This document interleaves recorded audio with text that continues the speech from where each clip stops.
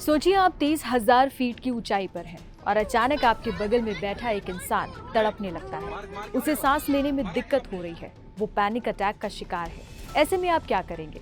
जाहिर है उसकी मदद। लेकिन क्या हो अगर कोई उठे और मदद की जगह उस तड़पते इंसान को एक जोरदार थप्पड़ जड़ दे? जी हाँ, ये कोई फिल्मी कहानी नहीं है, बल्कि मुंबई से कोलकाता जा रही इंडिगो की फ्लाइट में हुई वो शर्मनाक हकीकत है जिसने हवा में इंसानियत पर ही सवाल खड़ा कर दिया। ये सिर्फ एक थप्पड़ की कहानी नहीं, बल्कि हमारे समाज की संवेदनशीलता पर उठे एक बड़े सवाल की कहानी है। मुंबई से कोलकाता के लिए उड़ी इंडिगो की फ्लाइट 6E138 में सब कुछ सामान्य था। तभी एक यात्री की तबीयत बिगड़ने लगी, उसे पैनिक अटैक आया। उसकी हालत देखकर क्रू मेंबर्स उसे संभालने की हर मुमकिन कोशिश कर रहे थे, लेकिन तभी एक दूसरा यात्री, जिसका नाम हाफिजुल रहमान बताया जा रहा है, अपनी सीट से उठा। लोगों को लगा कि शायद वो मदद करने जा रहा है, लेकिन उसने जो किया वो किसी ने सोचा भी नहीं था। उसने बिना किसी उकसावे के उस बीमार और परेशान यात्री के मुंह पर एक जोरदार तमाचा जड़ दिया।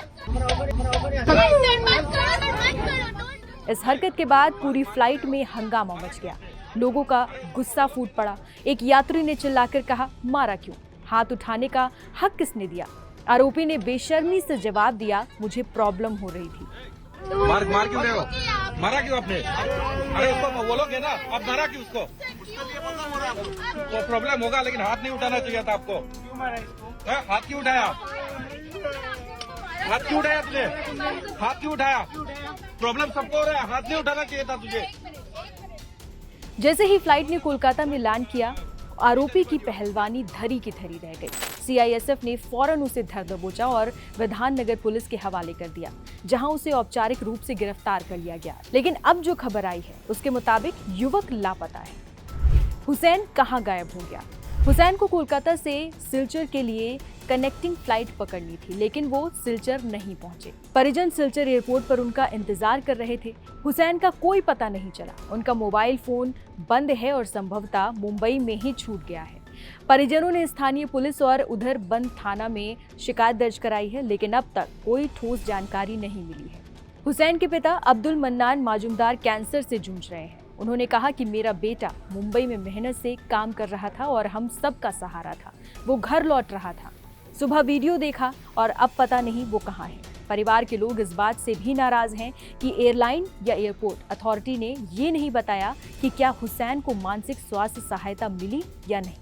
इंडिगो एयरलाइंस ने सोशल मीडिया प्लेटफॉर्म एक्स पर बयान जारी करते हुए कहा है कि हम इस घटना से अवगत हैं। हमारी फ्लाइट में किसी भी तरह की अभद्रता अस्वीकार्य है। हमारे क्रू ने मानक संचालन प्रक्रिया के अनुसार कार्रवाई की और यात्री को सुरक्षा एजेंसियों को सौंप दिया गया।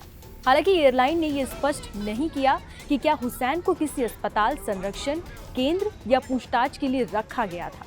यह घटना अपने पीछे कई गहरे सवाल छोड़ जाती है। क्या हम एक समाज के तौर पर इतने असंवेदनशील हो गए हैं कि किसी की तकलीफ देखकर भी हमारा दिल नहीं पसीजता? क्या मानसिक स्वास्थ्य को लेकर हम आज भी इतने अनजान हैं कि पैनिक अटैक को सिर्फ एक ड्रामा समझते हैं?